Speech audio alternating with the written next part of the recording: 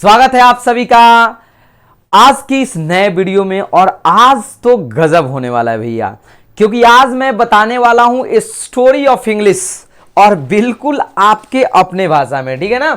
Story of English का कुछ ऐसा मतलब पार्ट्स होता है जो हमेशा से क्वेश्चन पूछता है।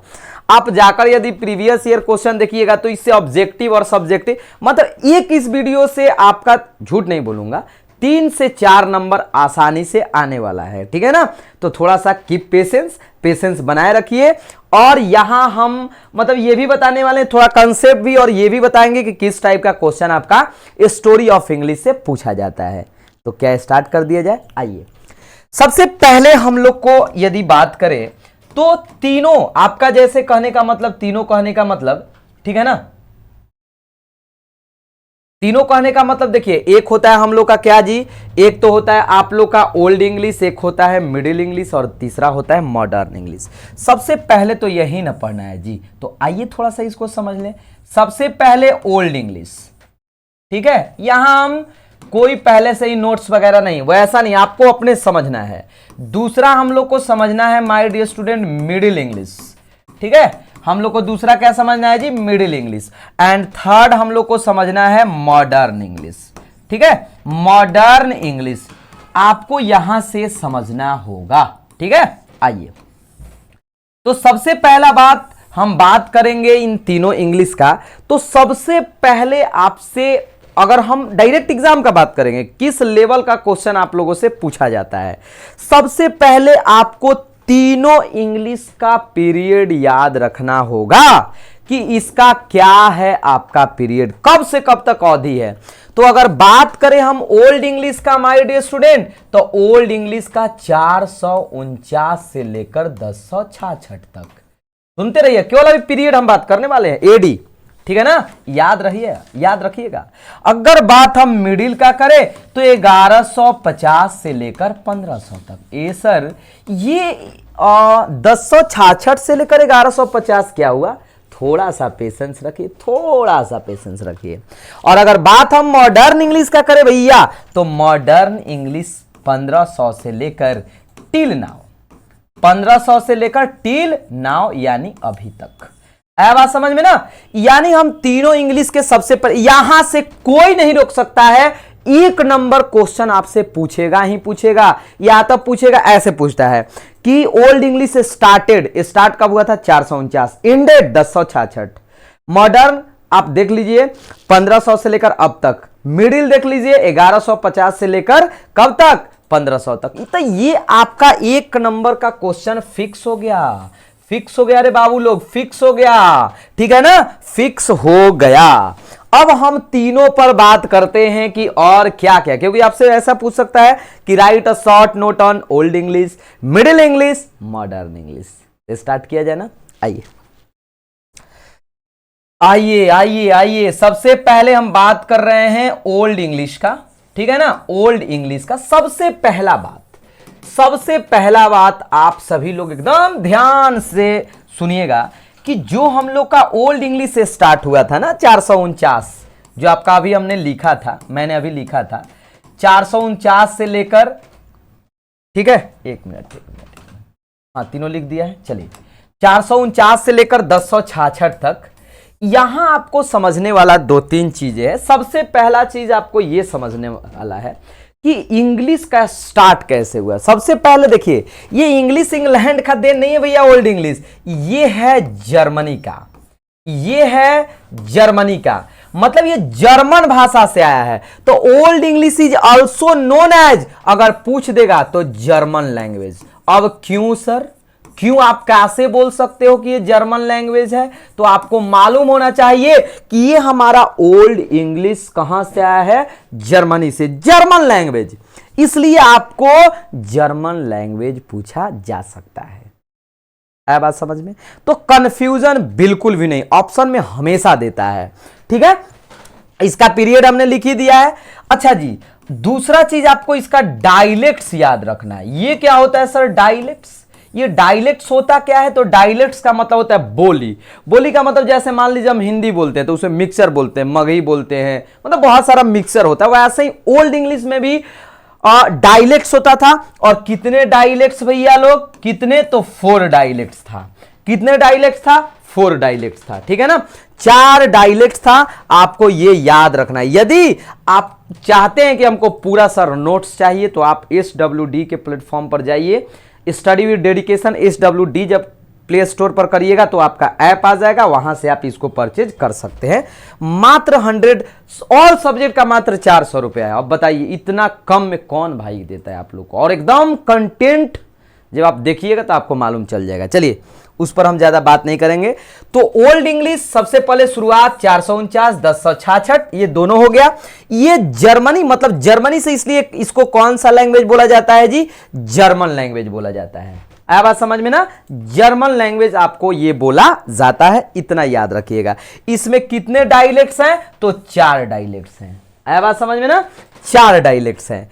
और देखिए ये समझने में काफी हार्ड था, it was not easy to understand. ये समझने में बिल्कुल भी आसान नहीं था, ये बहुत ही ज्यादा टफ था, ये बहुत ही ज्यादा टफ था। तो हम लिख सकते हैं यहां पर it was not easy to understand, easy to understand, मतलब ये समझने में आसान बिल्कुल भी नहीं था। और एक और इंपॉर्टेंट क्वेश्चन, कौन सा पूछ देगा आपसे कि विच अल्फाबेट, ठीक है ना, is use in old English. आपसे यदि पूछ देगा तो बताइएगा र्यूनिक अल्फाबेट।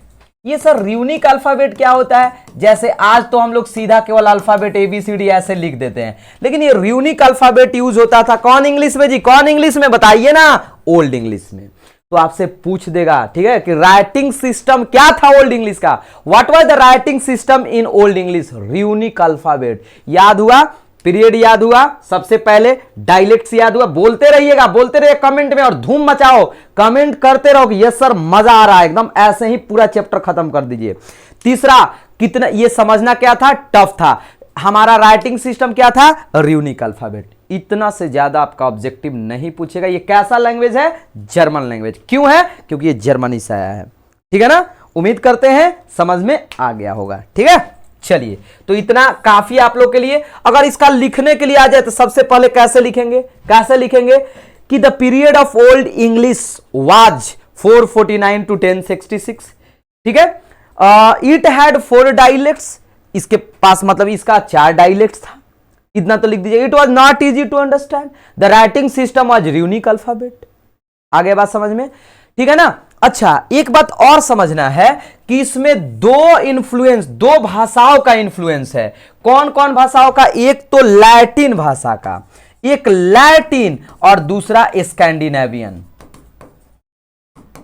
ये क्या है सर, स्कैंडिनेवियन और लैटिन, ये भाषा है भैया, क्योंकि ओल्ड इंग्लिश बहुत ज्यादा टफ था, इसलिए इन 2 भाषाओं से बहुत सारे वर्ड को लाया गया, बहुत सारे वर्ड को लाया गया। कहां, इंग्लिश में, ठीक है ना, ताकि ये बोलने में क्या हो जाए, आसान हो जाए। और एक और पढ़िएगा कि किंग अल्फ्रेड, आप पढ़िएगा इसमें ओल्ड इंग्लिश में, उनके ना टाइम को इसका गोल्डन पीरियड कहा जाता है, क्योंकि अल्फ्रेड साहब ने क्या किया था ना कि जब वो शासन में आए ना तो बहुत सारे विदेशी स्कॉलर को लाकर, मतलब लैटिन भाषा को किसमें कन्वर्ट करा दिए, इंग्लिश में। इससे ज्यादा क्वेश्चन आपका पूछा ही नहीं जा सकता है, ठीक है। दूसरा अगर हम बात करें भैया लोग, चूंकि हम यहां देख रहे हैं वही क्वेश्चन जो बहुत ज्यादा इंपॉर्टेंट है और इससे ज्यादा क्वेश्चन नहीं पूछ सकता, आप जाकर बनाओ। हम बात कर रहे हैं मिडिल इंग्लिश का। किसका बात कर रहे हैं जी, मिडिल इंग्लिश का। मिडिल इंग्लिश के बारे में यदि बात किया जाए तो इसका स्टार्टिंग 1150 से लेकर 1500 तक। रुकिए सर, हम लोग का क्वेश्चन अभी आप डील नहीं किए कि आखिर 1066 से 1150 क्या हुआ, आपका भी क्वेश्चन होना चाहिए।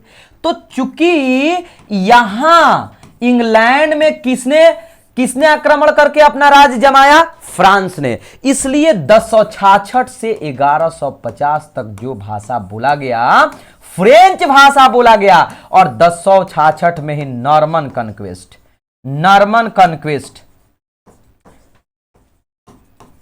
ठीक है ना। ये नॉर्मन कन्क्वेस्ट कब आया, तो 1066 में।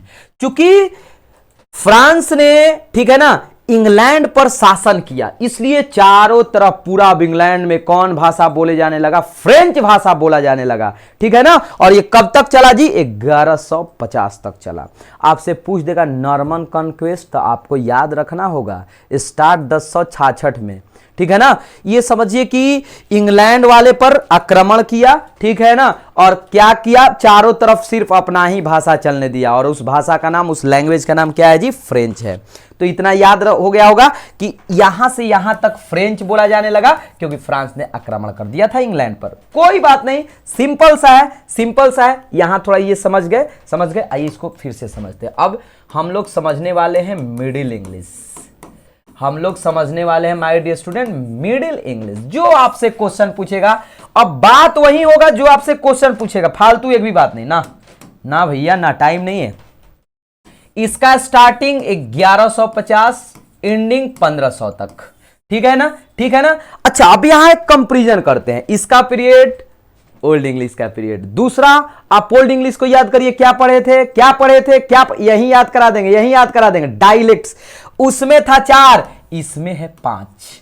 कितने डायलेक्ट्स हैं भैया, कितने डायलेक्ट्स हैं, बोलिए ना, अरे बोलते रहिए ना। डायलेक्ट्स कितने हैं, 5। कौन से इंग्लिश का, मिडिल इंग्लिश का। याद रखिएगा, स्टार्टिंग 1150, 1500 में एंडिंग। ठीक ठीक ठीक है, ठीक है।